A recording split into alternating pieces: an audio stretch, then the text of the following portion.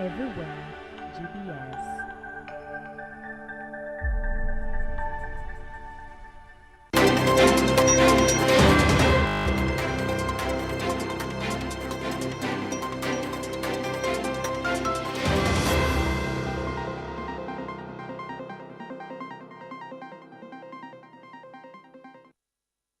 A very good evening and thank you for joining GBS News at 9. My name is Stephen George and our sign language interpreter tonight is Ivy Kama. But first, let us look at the highlights.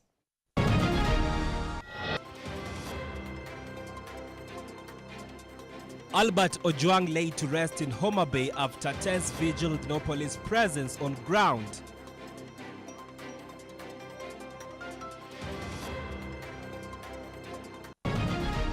This country belongs to all of us as Kenyans. We don't want to destroy our country. Me, I support Gen Z because I'm also Gen Z. Don't use Gen Z agenda for political mileage. Senator Oburu warns politicians. On everyday Americans, assault on children, veterans, seniors, people with disabilities. It's incredible to me. All of it. Trump scores big win as U.S. House of Representatives passes the One Big Beautiful Bill.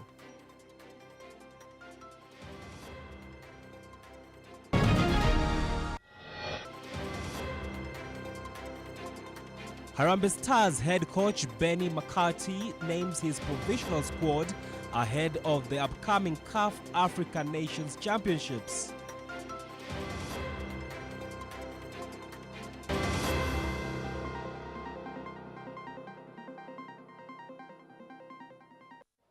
Well, our SMS number is 22114, and you can continue SMSing, streaming through our social media platform. Now, to our first story. Siaya Senator Dr. Oburu Odinga has warned the political class against infiltrating the Gen Z agenda to gain political mileage. Speaking in Bondo, where he presided over donation of computers to schools, Oburu asked the political class to let Gen Zs raise their issues and concerns without interference. This country belongs to all of us as Kenyans. We don't want to destroy our country. Me, I support Gen Z because I'm also Gen Z. But I would like to advise that the political class does not seize the agenda of the Gen Z for their own purpose. Let the Gen Z put their agenda up, and then let us try our best to solve the issues which are being raised by our young people without killing them. We don't want our people to be killed, and me, I cannot support the loss of life.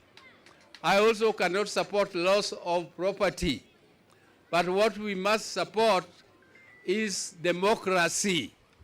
We must realize that in a democratic system, there are elections which come every 5 years.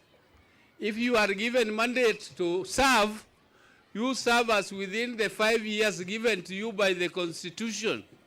If you fail to serve well, the people will come up and defeat you in an election with proper arrangement for replacement. And that replacement must include proper agenda, how we are going to deal with the issues which you have failed to solve. That replacement must include how we are going to deal with the issues of unemployment, issues of development to grow our economy faster so that everybody can have plenty in their hands within our ability, within our boundaries.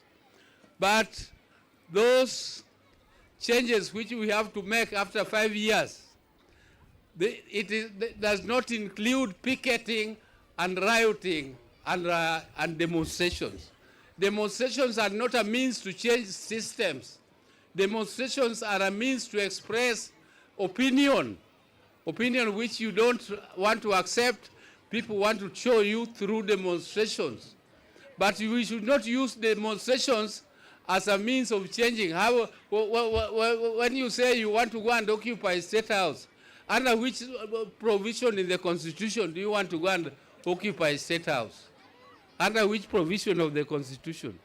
Let us not break our country. Let our country be peaceful, because it is through peace that we shall achieve development, and it is through peace. And it is not beyond us to have war.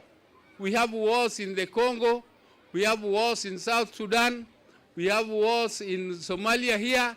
And if we are not careful, there is no reason why we cannot have that war here in Kenya if we don't treat our country with proper sobriety that we require. We have started a digital hub here. This digital hub which we have started here is one of the things why people call me youth leader, because we think of the future. The future of this country is digital. The future of Kenya is digital. And those who are still thinking P.O. Box are actually out of date. Me, I'm not out of date, and I want to not to be out of date. Until the time you will take me down here, I still want to keep to the standards of the moment. Because this is a project which is being sponsored by our Siaya Community Digital Hub, and we have computers which we cannot use in the hub because the hub is not all that big. So we want to, and we have solicited it from our friends who have donated some of these computers. So we want to use this opportunity to distribute them all over Siaya County. But we have started with Bondo, where the community hub is based, and we are going to continue. So right now we are distributing about 40 of them, but we shall continue with this program. So 40 goes. We are hopeful that this is going to impart some knowledge of computers to our students, because the whole world is going digital, and we would like our people not to be left behind. We would like our people to embrace technology.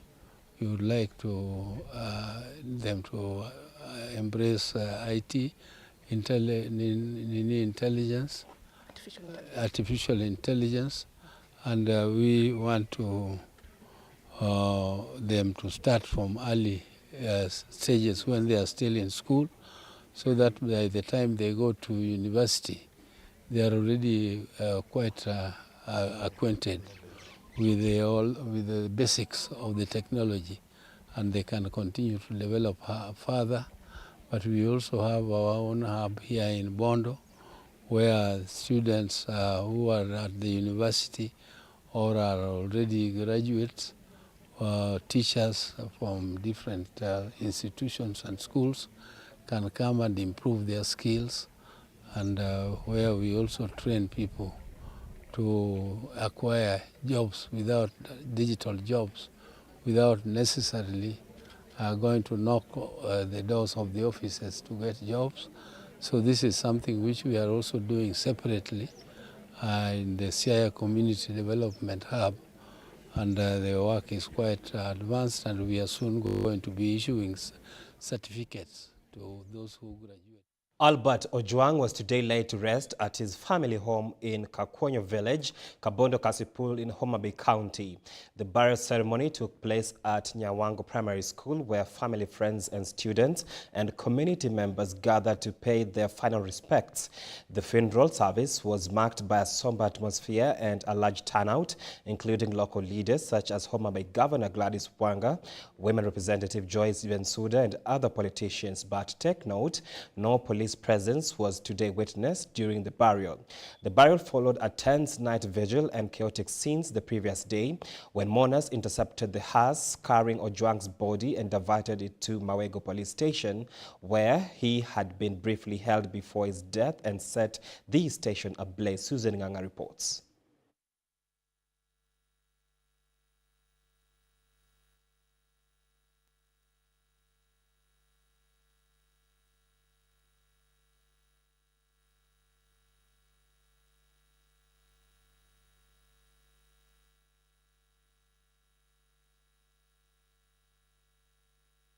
Hapa ni kitu gani kitatutendekea, sababu sisi uhai wetu huko mkononi mwa mwenyewe ambaye ni Mwenyezi Mungu.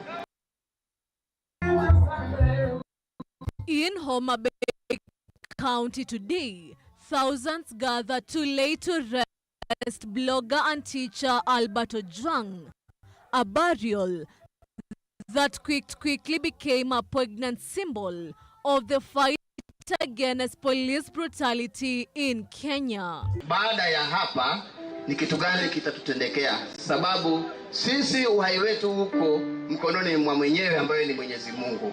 Nimemwachilia kwa amani kijana wangu alale kwa amani. In a deeply emotional ceremony in Kakuonyo village, Kabondo, Kasipul, Homa Bay, Albert Ojwang's final journey was anything but quiet. Attended by a massive turnout, including local leaders like Homa Bay Governor Gladys Wanga and Woman Representative Joyce Bensouda. We are a just people. We stand for justice, whether we are in government or outside of government. Don't purport to tell us, because we have fought for this country since independence. You fellows who are walking around the country without an agenda, trying to divide Kenyans along tribal lines, trying to hang on the cause that Gen Zs have walked. These Gen Zs have worked faithfully on a cause for this country, but they will not allow you to hijack that cause for your own selfish interests. Polisi yeyote ambaye alihusika katika kifo cha Albert Ojwang lazima ashikwe, lazima apelekwe kotini, lazima afungwe maisha. The burial followed a night of raw tensions and chaotic scenes. Yesterday, mourners, fueled by outrage, intercepted the hearse carrying Ojwang's body. Their destination, Mawego Police Station, the very place where he was briefly held before his death. In a shocking display of anger, students and community members marched with the coffin to the station, chanting for justice, culminating in the station being set ablaze. Today, in a striking absence, there was no police presence on the ground during the burial. Local activists and youth leaders were vocal, condemning extrajudicial killings and demanding swift accountability from the government and the police officers involved. I want to send this strong message to the working government. They told us that there are no walls in Homa Bay, and our brother had to travel all the way to Nairobi to hit his head on a wall,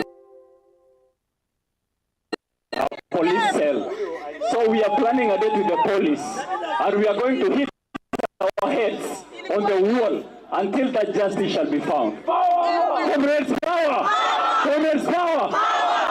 We are not going to rest. What you saw in Nairobi, we are not going to rest until justice is done. And remember, we are soon celebrating Sabasaba. We will do Sabasaba for Albert Ojwang. Albert Ojwang was arrested in Homa Bay and tragically died in Nairobi Central Police Station last month. His death ignited widespread outrage outrage about police brutality and human rights violations across the nation. A requiem mass at Rejoice Baptist Church in Nairobi preceded his body being flown in Homa Bay to his final resting place. Susan Nganga, GBS News, Homa Bay County. The Kenyan government has initiated a fresh effort to rejuvenate the country's pyrethrum sector, marked by the inauguration of the new board for the Pyrethrum Processing Company of Kenya by Agriculture and Livestock Development CS Senator Mutahi Kagwe Nakuru. Speaking at the official opening of the 2025 Nakuru National Agricultural Show, the CES emphasized that this move is part of a larger strategy aimed at restoring Kenya's leadership in the global pyrethrum market, while modernizing the country to meet the industry to meet consumer expectations focused on health and environmental sustainability. CS Kagwe highlighted ongoing government investments in research, production, and market linkages for Kenya's organic pyrethrum, a product well known worldwide for its quality. He also noted efforts to reclaim intellectual property rights and key assets, ensuring farmers and the nation benefit fully from revenue streams. The recent ban on over 77 harmful pesticides and restrictions on more than 100 others presents a timely opportunity for pyrethrum to fill the supply void. Kagwe called on local and international investors to support Kenya farmers by sourcing locally, processing within the country, and creating employment opportunities.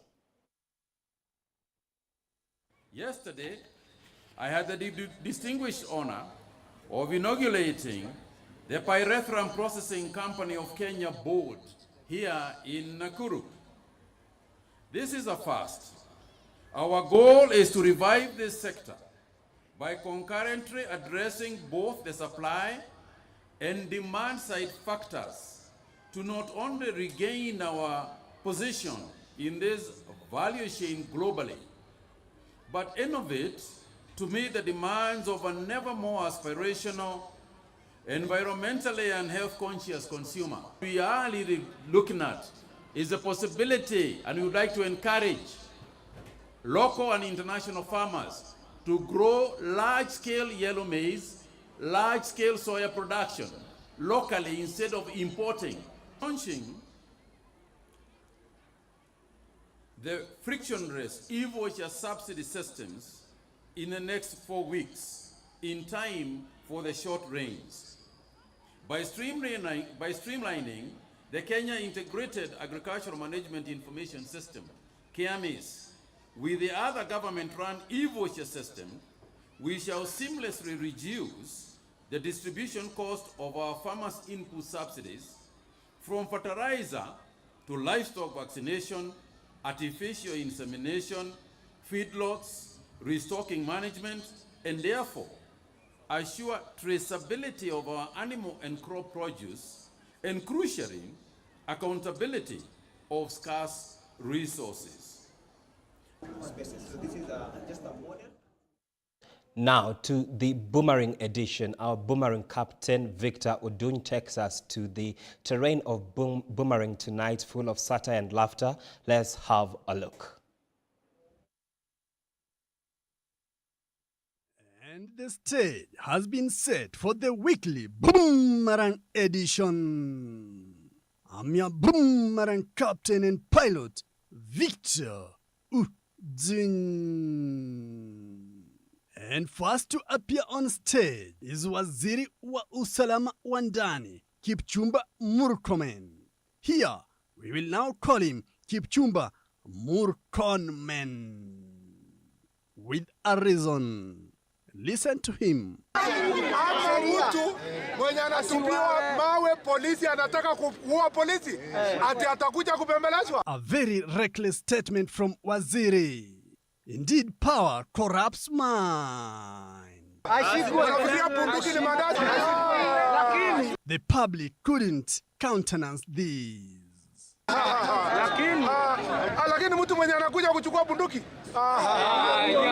ati mtu atakuja ati anakuja kuchoma ati anachoma police station. Wacha niulize nyinyi. Nyinyi mtajenga hii police station? Continue, sir. Mko na pesa ya kujenga hii police station? Mko nayo? Wewe vijana. Ule unaongea mbaya hapa. Wewe uko na pesa ya kujenga police station? Sina.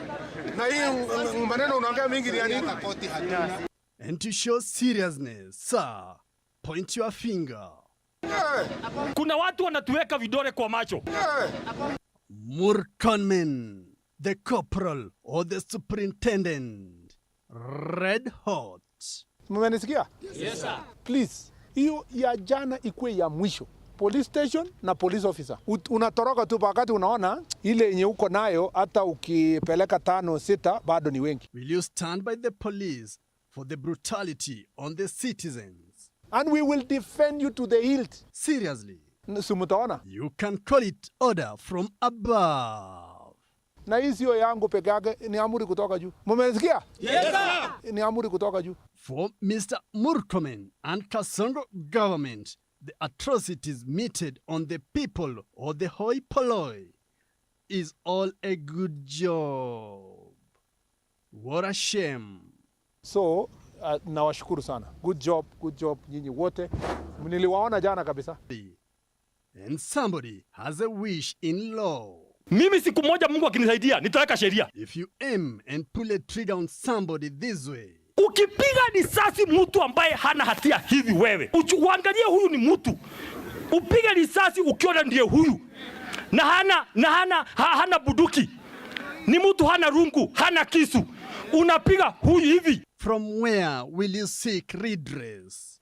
Kenyan law? Tutaenda kwa sheria ya Moses. And here goes the Mosaic law. Sheria ya Musa ilikuwa inasema ukitoa meno unatolewa meno. Ukitoa jicho mtu hata unatolewa jicho. Hiyo kitu iwekwe sheria haraka. Maybe this could be the only solution to the Murkomen rogue men and women in Kenya. Ndio kama kweli kama wewe ulichukua buduki hivi ukaweka mtu ukalenga ukajia mtu mjane bila baba bila si hata wewe uchukuliwa tu uongo hivi hiyo mama hesabu balance mtu akiwekwa hata yeye hapa ni wewe uliua hata wewe kwenda mambo ishe. Nimekuja kutafuta makuzo. Hi cousins. Umeona mwingine mkabila. Hi kuzo. Anafika anasema hi cousins hi. Mulisikia nyai cousin? Ati hi cousin. Hi cousin. Ukifika Ukambani nyai cousin. Umefurahi kuona kuzo wenu? Makazi ni wafike wasifike. Wapendane wasipendane. Ukija Mwatate unasema nyinyi mashemeji zangu.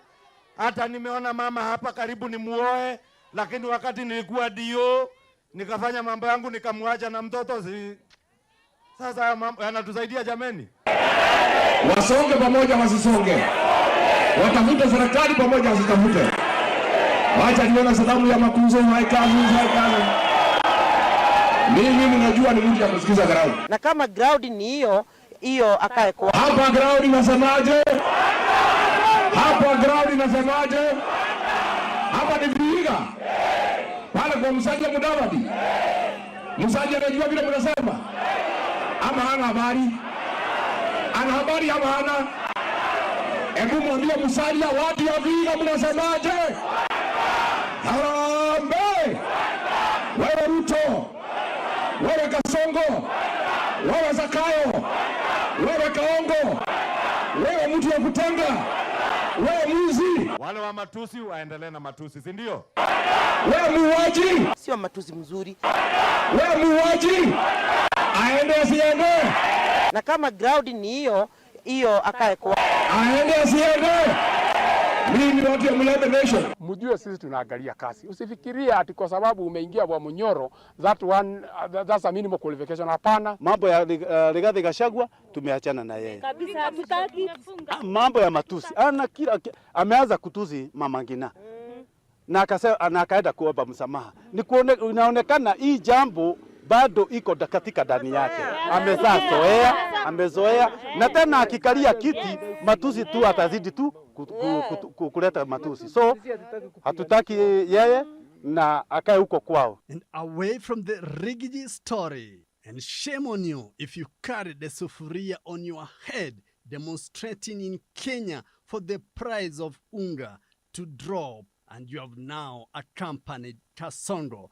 The people who used to carry sufurias in the streets, led by Mbadi here.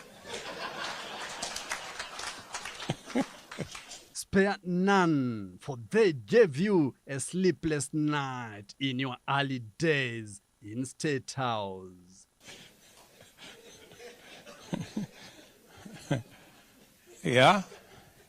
The price of ugali, nowadays being advertised in our televisions as Kavagara, has dropped. This is according to Kasongo. Have left the streets because the price of unga has come from 240, is now 160, 140, 120. Still abroad, in the United States of America, they say a picture is worth 1,000 words.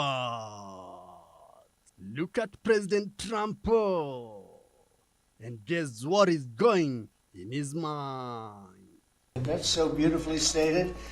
And Caroline said, number one, she did say, and I shouldn't say this because it's politically incorrect, she said, she's beautiful. Truth be told, Trump has seen a beautiful flower from Angola in Africa. And this reporter is making them mzee go gaga in love. Bila shaka hata paka mzee hunywa maziwa. And you are beautiful. I'm not allowed to say that, that could be the end of my political. And Trump wouldn't care whether his political career was put on the line. So I wish I had more reporters like you.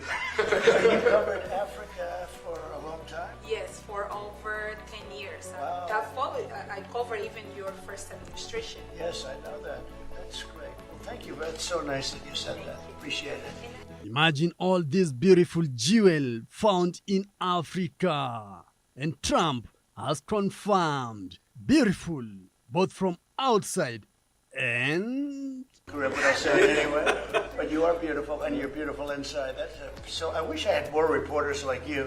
You covered Africa for a long time? Yes, for over 10 years. Wow. I covered even your first administration. Yes, I know that. That's great. Well, thank you. That's so nice that you said that. Appreciate it. Let our Mrembo also flaunt her CV. So, as Caroline has mentioned, President, first of all, I want to let you know that I'm the only African reporter accredited here at the White House. Wow. Kujipendekeza nayo. Covered for the entire continent. So I just arrived from Congo, Democratic Republic of the Congo, yesterday. Anguka nayo Rembo. I went to see firsthand how the people is feeling and the president's message, President Felix Tshisekedi, about this upcoming peace deal. Wow. And that is the Boomerang Weekly Edition. I'm your Boomerang Captain and Pilot, Victor Zing. For that stellar report, it is time for us to take a short break. Keep your feedback streaming into our social media platform at GBS TV Africa. The SMS line is 2114. We'll be right back.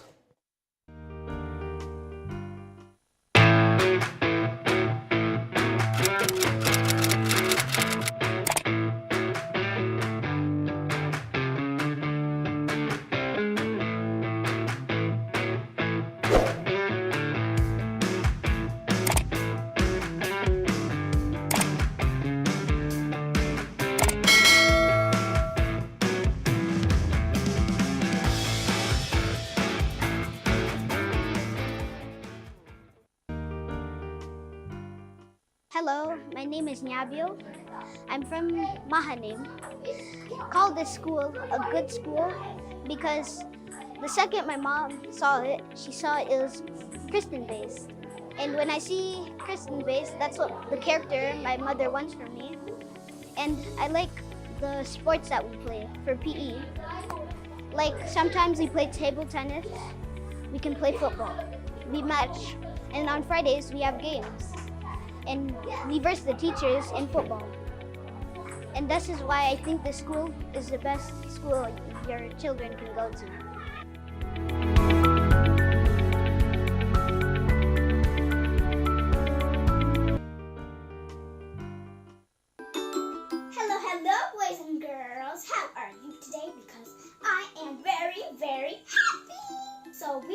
Kids Mind on GBS TV. Today we're going to make ta-da! A boba tea letter set.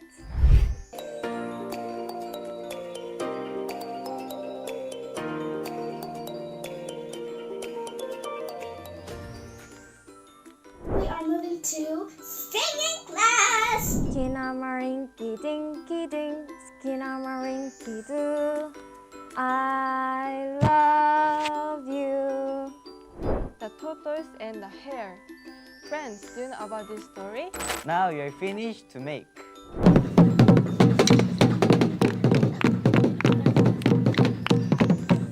Enjoy yourselves, everybody.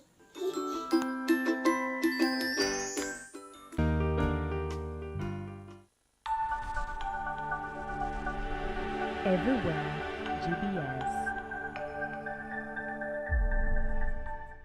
And welcome back. A prominent figure in South Africa politics has passed away. Former Deputy President David Mabuza, a senior member of the African National Congress, has died at the age of 64. Mabuza was instrumental in shaping the country's political landscape in recent years and played a crucial role in President Cyril Ramaphosa's rise to power. Here's a look on his legacy in life.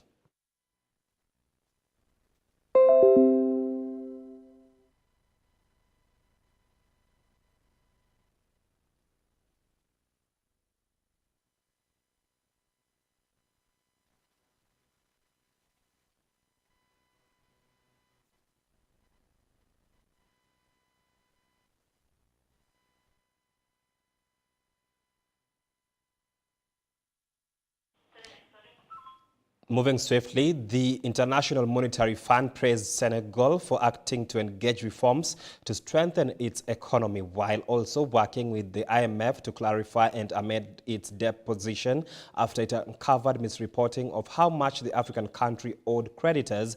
A spokesperson said Thursday in Washington, D.C., the IMF, a key financier for the debt-laden country, froze disbursements on its program with Senegal last year after an audit under new president. Now, it was found the previous administration had understated deficits, pushing its end 2023 debt ratio to roughly 100% of GDP versus the previously reported 74%. Susan Nganga reports.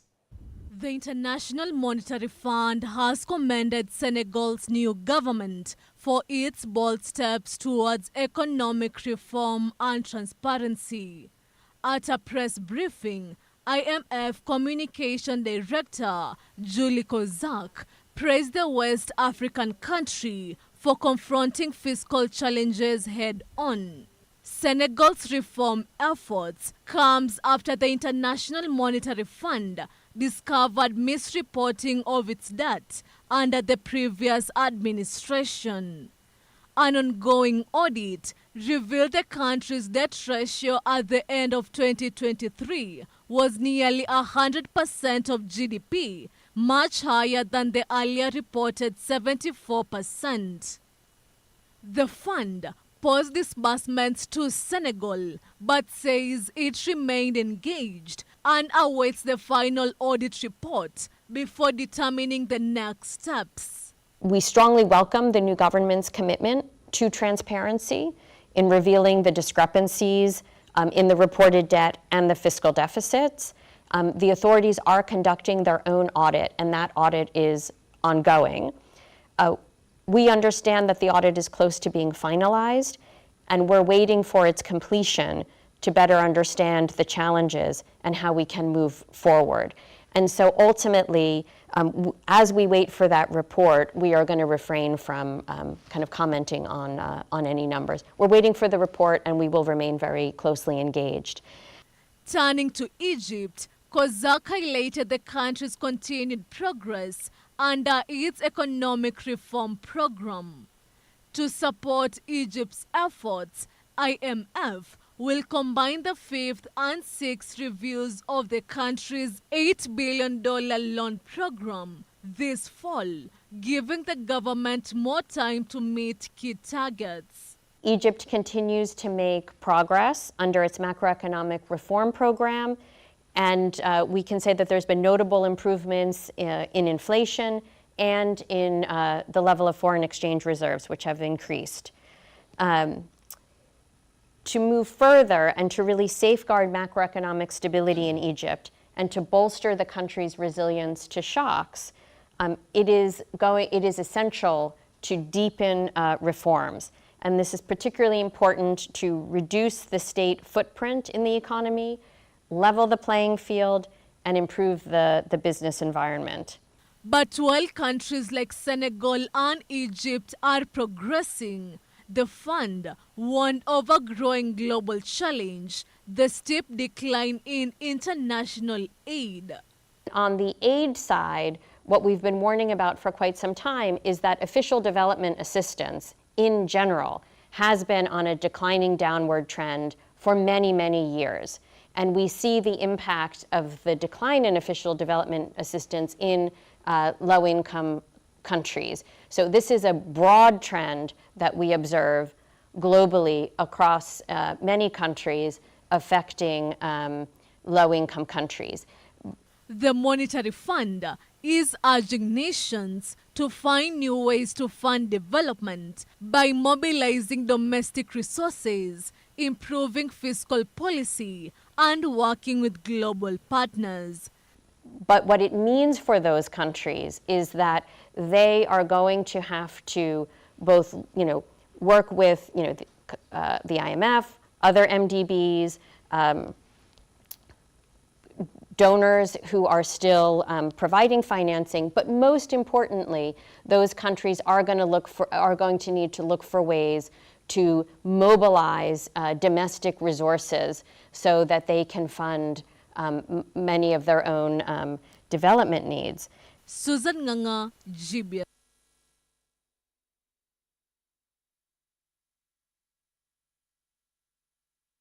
The football world is in mourning following the tragic deaths of Portuguese international Diogo Jota and his brother Andre Silva. The two were killed in a car crash on Thursday in Spain, sending shockwaves through fans and clubs around the globe. As the bodies return home, their funeral is set to take place this Saturday in Gondomar, the town where Jota's football journey began. Here's a look at how the world is remembering the two brothers gone far too soon. The town of Gondomar near Porto will tomorrow say goodbye to Diogo Jota and his brother Andre Silva, who tragically lost their lives in a car crash in Spain. Fiquei completamente transtornado e ainda estou, sinceramente. Quer dizer, não há palavras para explicar aquilo que nós sentimos neste momento. Que ele tenha um grupo de amigos que esteve com ele na formação aqui em Gondomar, e que inclusivamente ele de vez em quando convidava-os para irem assistir aos jogos do Liverpool lá na Inglaterra.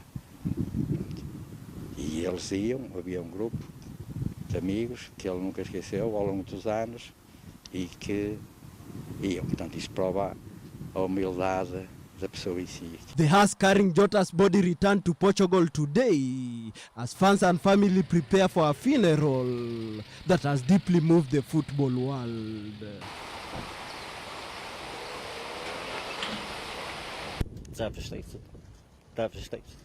It's like, unless you're part of the footballing family, people probably won't get it, but it's like you knew him, and he's so young, kids, and just can't believe it.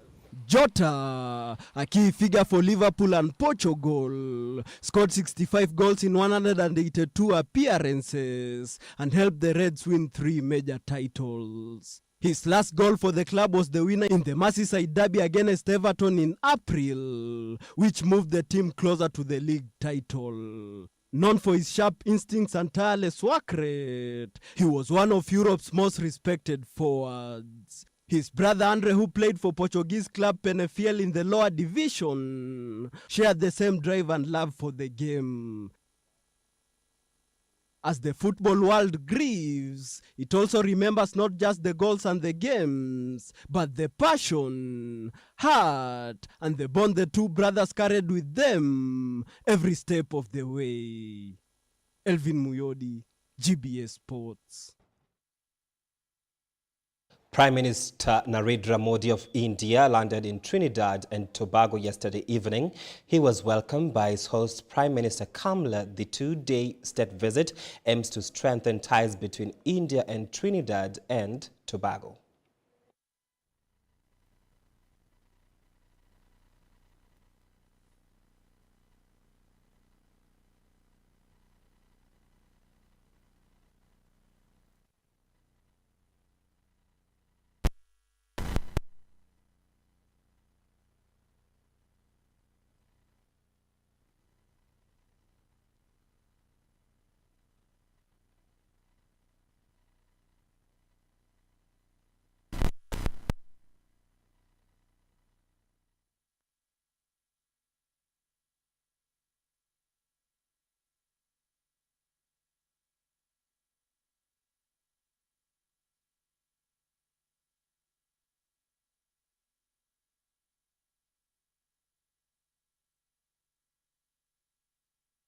The death of an experienced Ukrainian F-16 fighter pilot in battle against Russian drones shows the high-risk tactics Kyiv will increasingly adopt if it is unable to obtain critical new air defenses. A senior commander said on Thursday, dozens of people have been killed during intensifying Russian airstrikes on Ukrainian cities in recent weeks.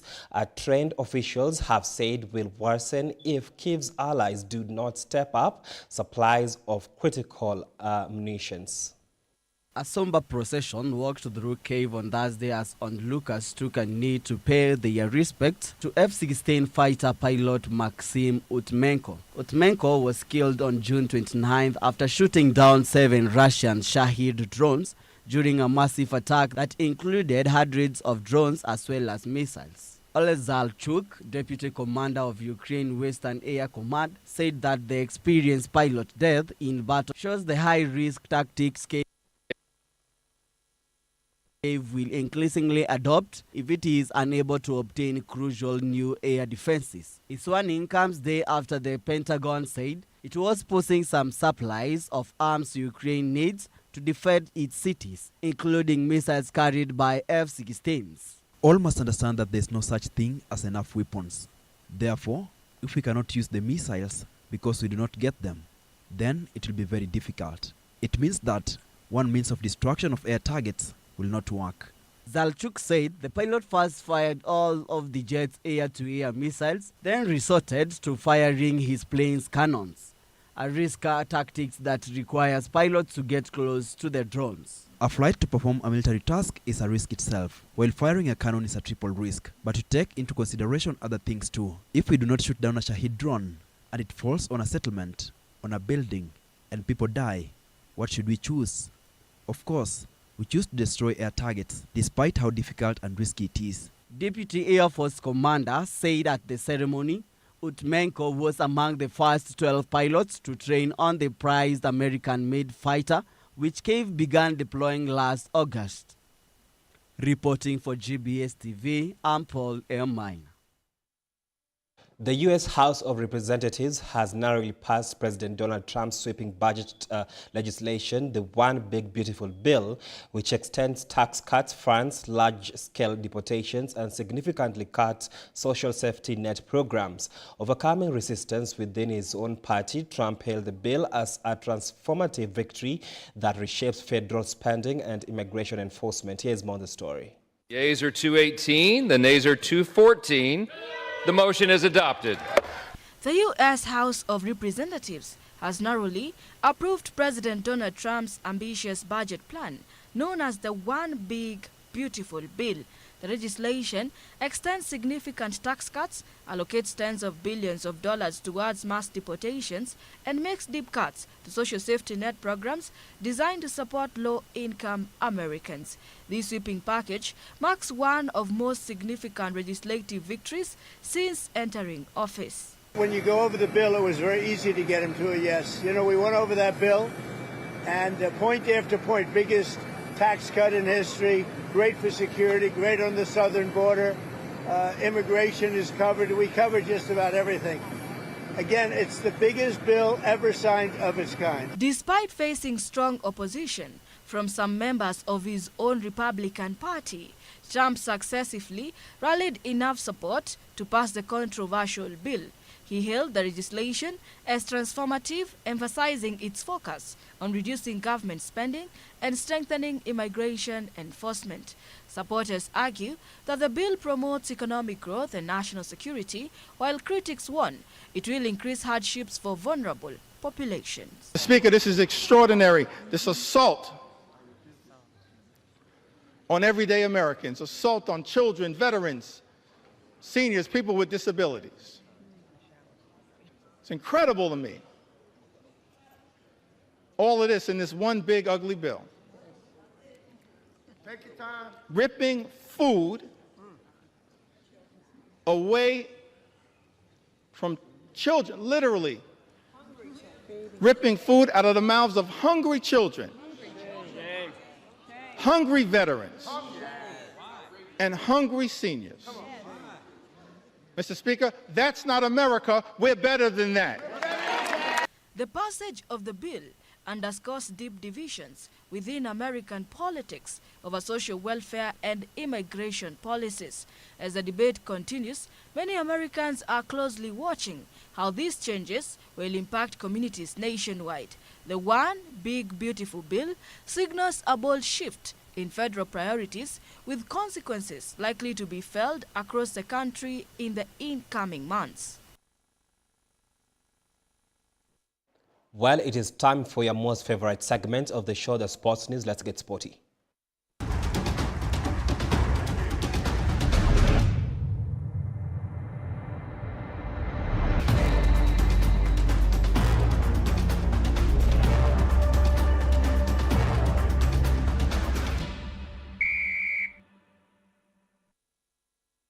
The squad is drawn from the FKF Premier League, showcasing the best of local talent. Leading the attack are the league's top scorers Moses Shuma, Emmanuel Osoro and Ryan Ogam, who have netted 17, 16 and 15 times respectively this season. Sofapaka forward Edward Omondi also earns a well-deserved call-up following a standout campaign for his club. In midfield, Kenya Police FC's Mohamed adds a creative spark, while first-time national team calls up Keith Imbali and Ulinzi Stars duo of Yakin Muteheli and Stapud Udhiambo are among the fresh faces included in the squad. Goalkeepers Farouk Shikalu, Sebastian Wekesa of Kariobangi Sharks, Bran Opondo from the Tusker FC, defenders Sarij Mohammed from Bandari FC, Manzur Selman from KCB, Pamba Swale Bandari FC, Abud Omar Kenya Police FC, Alphonse Omija, Sylvester Michael, Daniel Sakari, Lewis Bandi, Kevin Okumu of KCB midfielder Bran Musa of Kenya Police, Kelly Madada AFC, Keith Imbali Shabana FC, Alpha Onyango Gor Mahia, Matthias Isugoli KCB, Staphold Odhiambo from Ulinzi Stars, Austin Odhiambo from Gor Mahia, Ben Stanley Gor Mahia, forwards Mohamed Jabbar Kenya Police, Boniface Mushiri Ulinzi Stars, Davis Sakwa of the Bandari and others. Here's more on the story. Kenya's Harambee Stars squad is drawn from the FKF Premier League, showcasing the best of local talent. Leading the attack are the league's top scorers Moses Shuma, Emmanuel Osoro and Ryan Ogam, who have netted 17, 16 and 15 times respectively this season. Sofapaka forward Edward Omondi also earns a well-deserved call-up following a standout campaign for his club. In midfield, Kenya Police FC's Mohamed Bajaba adds a creative spark, while first-time national team call-ups Keith Imbali and Ulinzi Stars duo of Yakin Muteheli and Stafford Odhiambo are among the fresh faces included in the squad. Kenya's Harambee Stars squad includes goalkeeper Farouk Shikalu from Bandari FC, Sebastian Wekesa from Kariobangi Sharks and Brian Opondo from Tusker FC.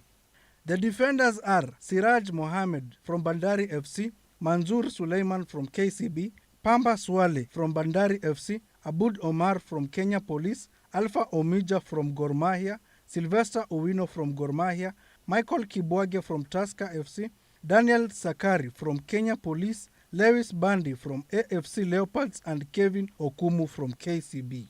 The midfielders are Brian Musa from Kenya Police, Kelly Madada from AFC Leopards, Keith Imbali from Shabana, Alpha Onyango from Gor Mahia, Matthias Isogoli from KCB, Stafford Odhiambo from Ulinzi Stars, Austin Odhiambo from Gor Mahia, and Ben Stanley from Gor Mahia. The forwards are Mohamed Bajabar from Kenya Police, Boniface Mushiri from Ulinzi Stars, David Sakwa from Bandari, Emmanuel Osoro from Talanta FC, Yakin Muteheli from Ulinzi Stars, Edward Omondi from Sofapaka, Ryan Ogam from Tusker, Moses Shuma from Kakamega Homeboys, and Beja Nyamawi from Bandari. Kenya's Harambee Stars has been drawn in Group A alongside DR Congo, Angola, Morocco, and Zambia. Reporting for GBS TV Sports, I am John Kinyanjui. And we have come to the end of the news bulletin. It is always a pleasure having you on board. Let's do this again next time. Same channel. My name is Stephen George, and our sign language interpreter tonight has been IV. Good night.